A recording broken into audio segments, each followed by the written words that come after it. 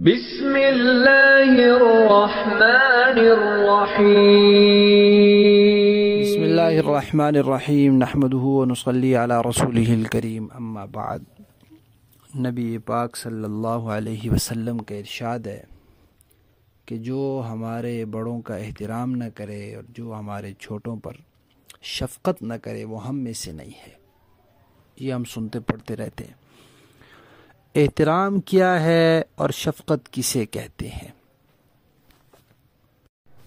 بڑے کی بڑائی کا اقرار کرنا اور اس کے سامنے ادب اور احترام سے رہنا اور اس کے جو تقاضے ہیں ان کو پورا کرنا، یہ احترام ہے، یہ اکرام ہے۔ بعض اوقات دیکھنے میں اب ایک بڑے ہیں، وہ ان کو راستہ کا علم نہیں، وہ کہہ رہے ہیں کہ آپ آگے آگے چلیں، میں آپ کے پیچھے پیچھے آتا ہوں، راستہ بتاتے جائیں۔ آپ پیچھے چلیں گے، بار بار مڑ مڑ کے ان کو پوچھنا پڑے گا کہ دائیں مڑنا ہے یا بائیں۔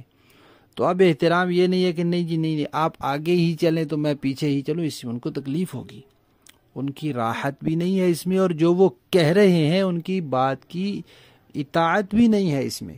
اب اطاعت یہی ہے، ان کی راحت یہی ہے، اور احترام کا تقاضا یہی ہے کہ اب آپ آگے چلیں تاکہ ان کو آسانی ہو۔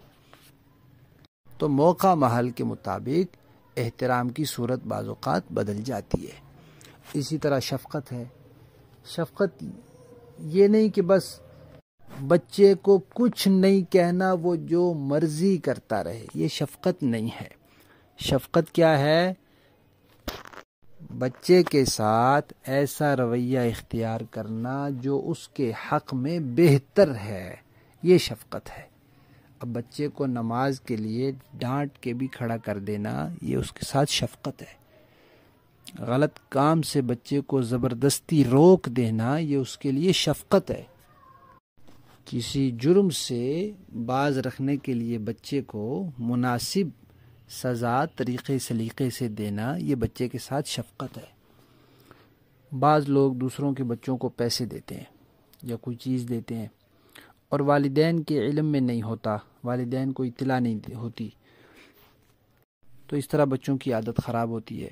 اب اس کے پاس پیسے آئے یا اس نے خرچ کرنے، ہو سکتا ہے اس کے والدین نے اسے منع کیا ہو کہ کسی سے نہیں لینے، اب وہ خرچ بھی کرے گا تو ان سے چوری، پھر جو چیز لے گا اس کو کھائے گا بھی ان سے چوری، پھر وہ پتہ نہیں صحیح لے گا غلط لے گا۔ تو اس طرح بچے کی بہت سی عادتیں بگڑتی ہیں، پھر جب اس کو عادت ہو جاتی ہے پھر وہ مانگنے بھی لگ جاتا ہے پیسے۔ تو کسی کے بچوں کو والدین کے علم میں لائے بغیر چیزیں اور پیسے دینا، یہ بچوں کے ساتھ شفقت نہیں ہے۔ کسی کے بچے کو کچھ بھی دینا ہو تو ان کے والدین کے ہاتھ میں دینا چاہیے کہ یہ آپ کے بچے کے پیسے ہیں، یہ آپ کے بچے کے لیے چیز ہے، پھر والدین خود اس کو دے دیں گے، یہ مناسب طریقہ ہے۔